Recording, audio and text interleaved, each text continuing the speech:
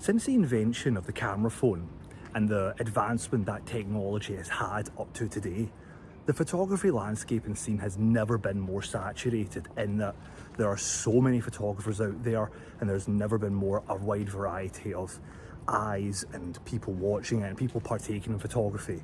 Now that isn't necessarily a bad thing. I said in my first ever video that I started in photography using my phone, but it can have a bit of a negative effect on individuals in that there's so much content out there to consume.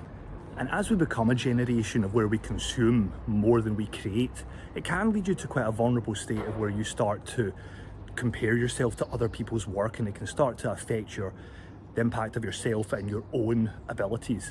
And that leads me on to the title of today's video of why, as a photographer, you need to remain somewhat selfish.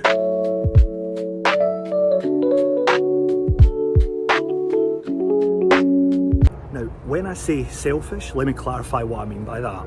I don't mean that you should suddenly become narcissistic and egotistical and look down upon everybody and think you're better than people and start thinking that everything you do is brilliant.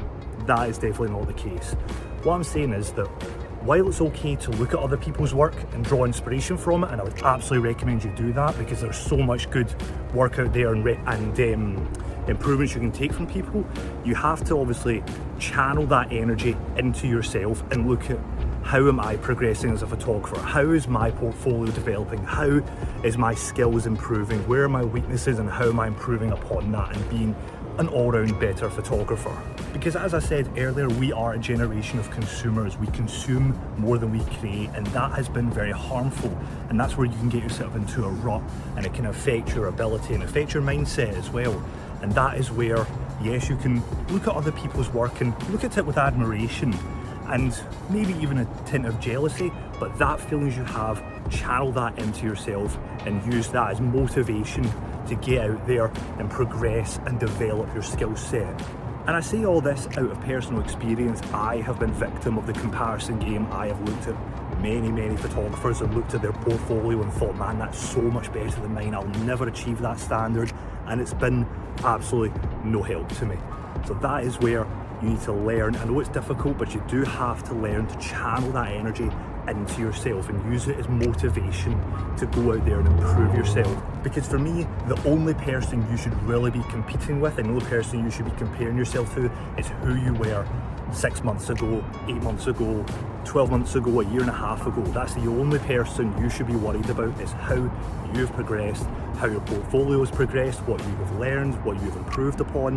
That for me is the only sort of competition you should have. Again, I know it's difficult, I've been there, I have to remind myself that all the time, that it is very much me against me sort of thing in a healthy way, but it's very much a case of you must learn to channel that into yourself. So yeah, that is it. Short and sweet. I just wanted to come on here and explain as why, as a photographer, you do have to look after yourself more than anything else, but you can of course at the same time find that balance which you can admire, draw inspiration from other photographers, but you must, at the end of the day, you need to obviously improve yourself. That is the only thing you can achieve. That's the only thing you can fix, is your own work. Thank you again so much for watching. I'll see you next time.